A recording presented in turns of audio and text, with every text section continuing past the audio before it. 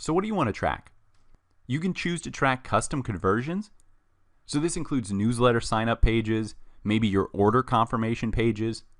Whenever you get to a certain page and that equals a conversion, that's what a custom conversion is. The second option is to set up a custom audience. Now, a custom audience just builds an audience of people, so when those people visit that certain website that you're curating a custom audience for, what Facebook does is build up that audience. It collects those people, and then you can create ads and retarget to that audience via Facebook ads. Or you can create a lookalike audience or a similar audience with this custom audience you've created via this pixel on your website. But let's start with the custom conversion sample.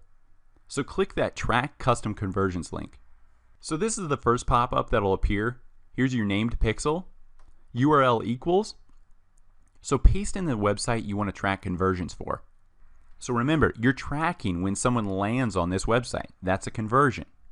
So once you type that in or paste in that URL, click on the Choose a Category drop-down menu and select the type of standard event code you want to track.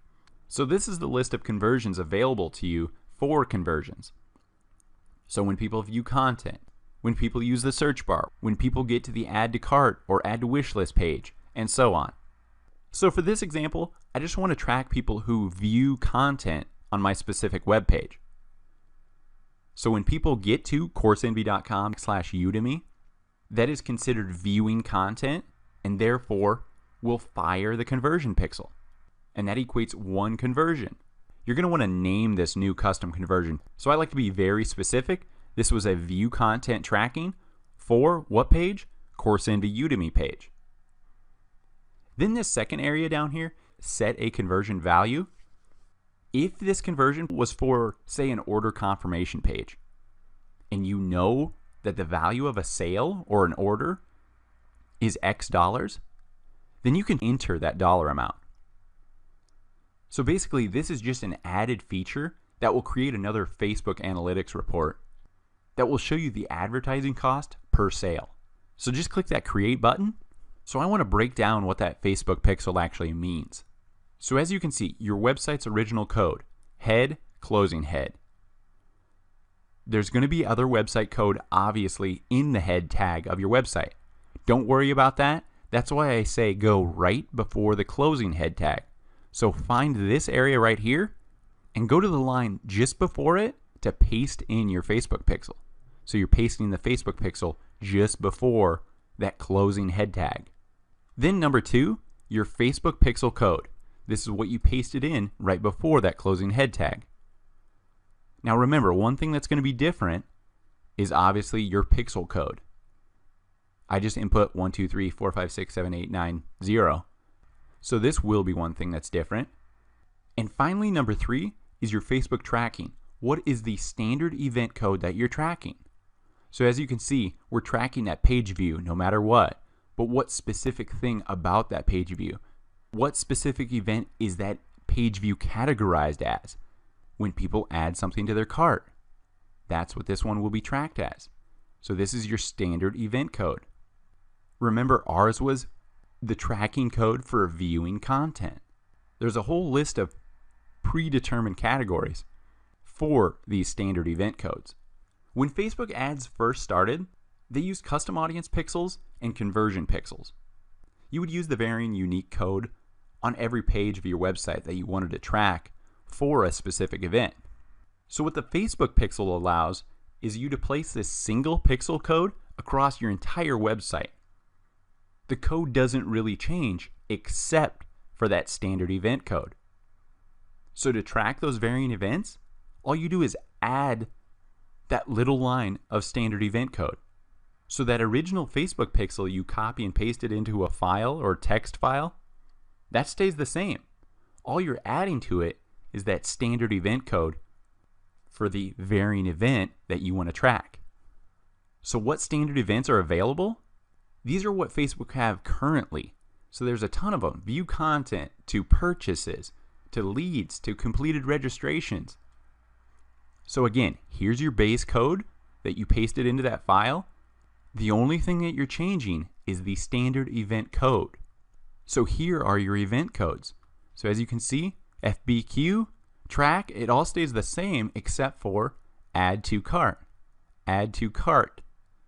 So when you go into your Facebook reporting, Facebook analytics, you can sort your conversions by type or event, and you can see how many Facebook ads drove people to the conversion of adding to the cart. How many Facebook ads drove people to purchases. These standard events are to see how far people get in your funnel. Remember, the funnel is attracting them to your website, getting them to add it to your cart, and then getting them to check out. So what we're doing with these pixels is tracking people at every step of the way. So you might be asking, why do I care? As you grow and get bigger, you want to see where are people getting stopped in your sales funnel. Sure, view content's easy. You're getting them to your website. But why aren't they adding to your cart? Is your cart or add to cart button not easy to see? Is the layout wrong on your website? Are people adding to your cart but not checking out? Maybe you need a cart reminder button that will email them and say, hey, you put this in the cart. Here's a 10% code to check out now. You need to track where people are falling off or abandoning your funnel. You can build a lot of different audiences for all the varying pages that you're driving traffic to. But I like to start with building the main audience consisting of all traffic to the website. Next, name your audience something that you'll remember quickly and easily, because you're going to be accessing this when you create future Facebook ads or create future lookalike audiences. So for this, Course Envy, all site traffic audience. Then click Create Audience. Now this is where we can input that custom audience. Say I only want to target people that have visited my site. We just started this a little bit ago, so this is a fairly new pixel, right? Not many people are in that audience. So it's going to be very niche, potential reach fewer than 1,000. So this is why I say set up that pixel right away, because you're collecting traffic every day for up to 90 days. So you can collect a lot of people and constantly remarket to them. You all know what retargeting is. When you go to a website and then you leave that website, but later on in the banners on other websites, you see ads for that site you left, that's retargeting. They know you were on their site, but you left. So let's take advantage of that. Let's use custom audience. So remember to just message us or leave a discussion right here in the course if you have any questions about the Facebook pixel.